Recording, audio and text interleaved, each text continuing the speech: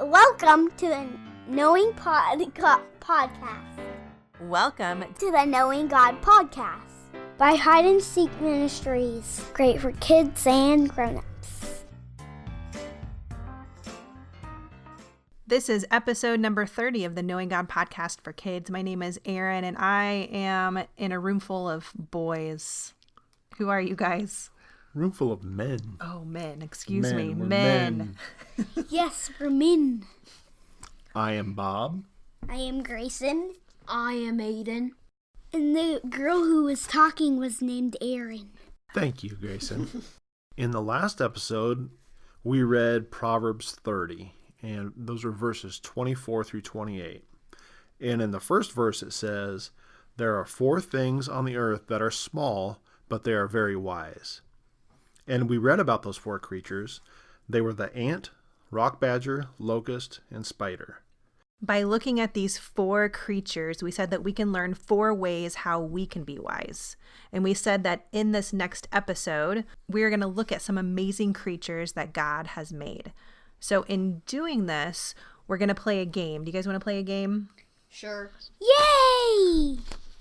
And at the end of the podcast, when the game is over, we're going to look at a couple of Bible verses and see why we're talking about these creatures. So we're actually going to do another visual podcast today. So what I mean is we're going to be looking at pictures as we go through this podcast, and our listeners can look at those exact same pictures and see what we see at the same time. So in order to do this, you're going to need to go to our website at hideandseekministries.com/podcast. And then when you're there, click on page 2. Find episode 30, and then there'll be a little icon that's a PDF icon, and you're going to want to click on that. And that will pop up the same pictures that we're going to be looking at to play this game about God's creation, about his amazing creatures. You can listen without the pictures, but if you want to follow along, pause this podcast now and go to our website and then push play again when you're ready to follow along. Okay, let's get going. So we've got our pictures up on our screen in front of us, and we are going to go to slide 2 or picture number 2. There's numbers on the bottom right-hand corner, so you guys can make sure you're on the same one as we are. So here is the first question. You guys just answer these the best you can. So which animal sweats a liquid that acts as a sunscreen? So you know when it's hot outside and you guys put on sunscreen so you don't get sunburnt, there is an animal that when he sweats, his sweat is like a sunscreen. That's kind of disgusting. Do you think it's a rhino, a hippo, a pig, or an alligator? I think it's a hippo. That's what I would go with. What do you think it is? A hippo. Everybody thinks it's a hippo, so all we have to do is slide down and move to the next slide, and it has the answer, and you guys are right. A hippo. Sweat sunscreen. I could use that. That would be handy. That'd be nice. Yeah. And gross at the same time. All right, we're on to slide number 4. How big is the world's largest beaver dam? Is it 45 feet, which is the length of 1 school bus, 675 feet, which is 15 school buses, 1,800 feet, which is 40 school buses, or 2,700 feet, which is 60 school buses? So the size of 1 bus, 15 buses, 40 buses, or 60? How big is the world's largest beaver dam? What do you think, Grayson? C. Okay, Grayson thinks it's 40 buses. I think it's B. What do you think? I'm with Aiden on that one. I'm thinking B. You're thinking 15 school buses? Okay, going to slide number 5. It is Oh my goodness. 60 school buses long. This beaver dam, you can actually see it from space. That's the image on the right bottom corner is what you can see from space, and it is a little over 2,700 feet long, and it's in Canada. Congratulations, Canada. Yeah. Okay, if a grasshopper were the size of a human, how far do you think it could jump? Would it be the length of a car? So if you're standing at one end of the car, you can jump, just in one jump, leap to the other side. The length of a school bus, the length of a basketball court, or the length of a football field. How far can it jump in one jump? I'm thinking C. Basketball court, what do you think? C. Yeah, I'm going with them too. You guys are right. It's Good a job. basketball court. Basketball court. All right, on to slide number 8. Okay, there is a fish that walks on dry land on purpose. Is that true or is that false? What do you think, Grayson? A fish walks on land. Do you think that's true? On purpose, not accidentally. Is there a fish that walks on land on purpose, bud? False. False. I'm going to say it's true. I think it's true. Okay. And slide number 9 says it's true. Mud skippers. And actually, we're not going to do this right now. If listeners want to pause the podcast or do this later, there's a little video you can actually watch about mud skippers. The link is there on the right. Slide number 10.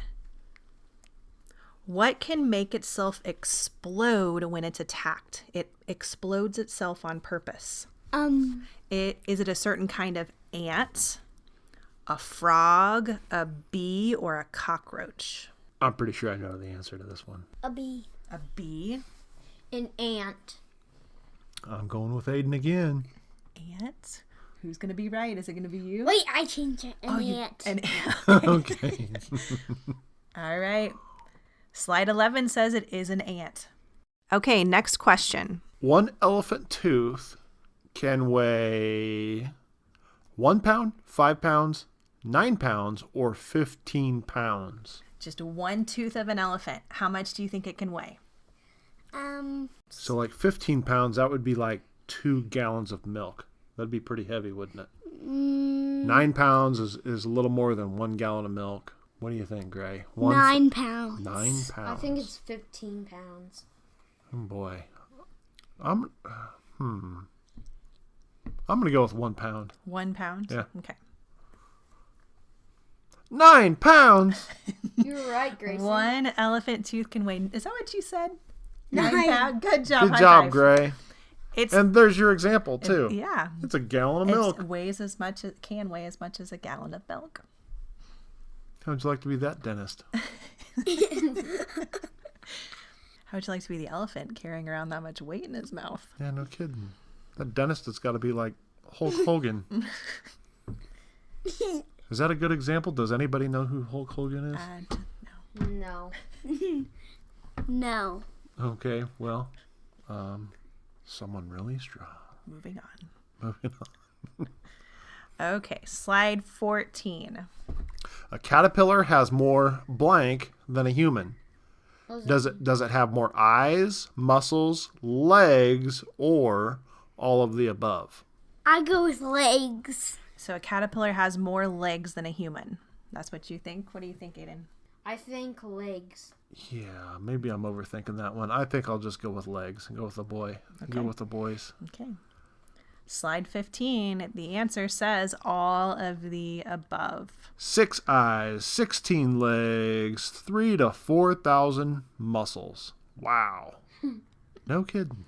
All right, slide 16. How far can dolphins hear sounds underwater? 1 mile, 5 miles, 10, or 15 miles? How far can they hear a sound? 10. I'm going with 1 mile. I'll go with 5. With 5. Okay, so the answer is on slide number 17, 15 miles. So that, imagine if we are sitting here in our house and we could hear someone talking in the next town over. That's what dolphins can do. Wow. Underwater, anyway. How many hairs does a sea otter have on 1 square inch of their body? So you know what a sea otter is, and a square inch is like 1 inch this way and 1 inch that way. It's a little very square. Tiny little square. How many hairs does he have in just that little square on his body? Do they have 100,000, 250,000, 500,000, or 1 million hairs in 1 little square inch of their body? 1 million. I think 250,000. I think I need to go with Gray on this one. I'm going to go with 1 million. Okay, 1 million hairs. Let's see. It is. You are right. Slide 19. 1 million hairs on just one little square. That's a lot of hair. I could use some of that. That's a lot of hair. Moving on. Moving on. That means it's gotta have 100,000,000 because there would be a whole bunch of squares. Okay, so we're actually done with all of our questions. Okay, so now we're on slide 20. Did you guys know, let's pretend that there's a person out on an island who has never seen the Bible, never read the Bible, and never had anybody come and tell them about God or Jesus. Did you know that the Bible says that they can kind of have an understanding that there has to be a God that exists? Did you guys know that? Even though they've never read the Bible and they've never had anybody tell them about God, the Bible says that they can still know that he exists. So how do you think that's possible? I don't know. Well, on slide number 20 here, we have a couple of verses, and it's talking about how the stars and everything that God has created kind of shows us a glimpse. We can kind of get an idea of who God is, and we can know that he exists. This is a long verse in Romans 1:18 through 20 especially, but there's some words in blue and some words in red. It says, "For since the creation of the world, God's invisible qualities," so things about God, "have been clearly seen and understood from what he has made." So no matter where you live, no matter if you have a Bible or not, you can actually know things about God by looking at what he has made. So we can look at these amazing creatures. We can see some amazing things like how far the grasshopper jumps. Or what else did we learn? We learned about the hippo's sunscreen. Sunscreens of the hippos. What else did we learn? How much an elephant's tooth weighs. Yeah. And how far a dolphin can hear. And there are so many more amazing creatures out there. We just looked at a handful of them today. This was just a glimpse.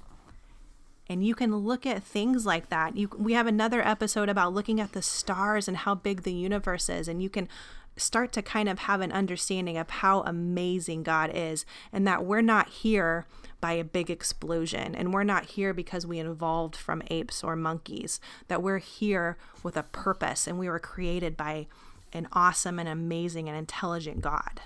And so we can know these things even if we've never had a Bible or been told about Jesus before. It says this very last part that's underlined, it says, "so that people are without an excuse." No one has an excuse to not know that God is real.